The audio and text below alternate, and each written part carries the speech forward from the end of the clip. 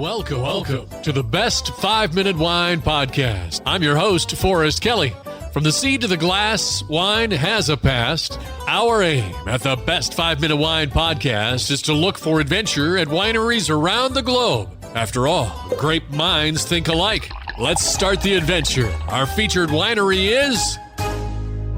In this episode, we visit the state that has over 1 million registered vanity plates, which ranks number 1 in the nation. They handle over 70% of the world's internet traffic. They have the largest office building in the world, which has twice the office space of the Empire State Building. That would be the Pentagon. We visit the state of Virginia, home to our latest winery. Hi, this is Dean Andrews from Pippin Farm and Vineyards outside Charlottesville, Virginia. There are over 250 registered vineyards and wineries in the state of Virginia. Pippin Farm and Vineyards is located in the Monticello American Viticulture area. It's a member of the Virginia Winery Association and the Monticello Wine Trail.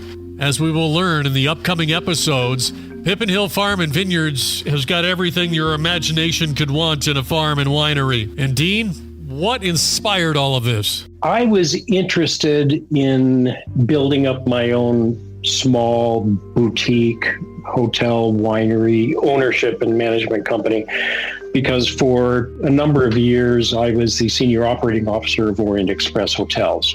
I joined them in 1995 when I sold our Charleston Place Hotel in Charleston, South Carolina.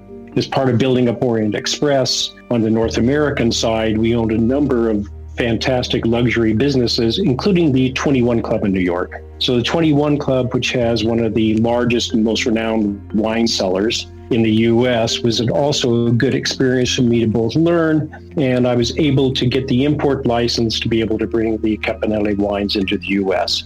So I think I sort of understood the winery business from a very pragmatic, entrepreneurial, how do you build up a winery? So it's not about going in and planting grapes and then kind of figuring out what happens down the road.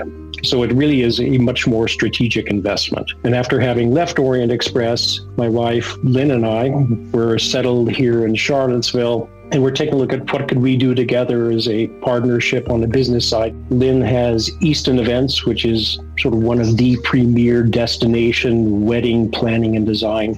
I'm proud of her. She's been named by publications like Vogue and Harper's Bazaar and Town and Country Weddings as one of the top planners and designers for her industry, literally in the world. So we put our heads together and we looked at, probably 20 different properties and kept coming back to this one particular location. And then we brought the viticulturalists in to determine what the soil was like and the wells and everything. And that's how we decided to go ahead and build up and launch Pippin Hill. So after doing your due diligence, seeing that the area and the soil can sustain a winery, how did you decide what type of winery you were going to create? Because not only have you got a financial responsibility, but this part of Virginia has got a huge history of a deep, rich American history, and you want to do all of that proud. We set out to build a very different business model for the winery. We wanted to really have it be a culinary winery, which had really strong connection to our immediate grounds.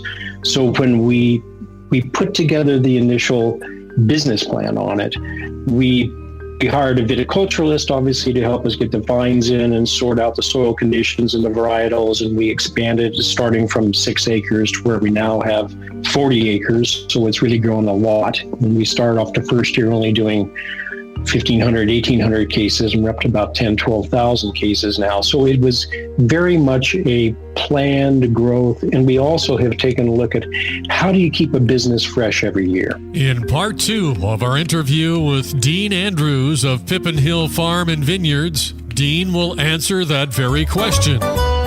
Thank you for listening. I'm Forrest Kelly. This episode of the Best 5-Minute Wine Podcast was produced by iHizzle. If you like the show, please tell your friends and pets and subscribe. Until next time, pour the wine and ponder your next adventure. This is Doug Vincent with the podcast Walk and Roll Live, Disability Stories.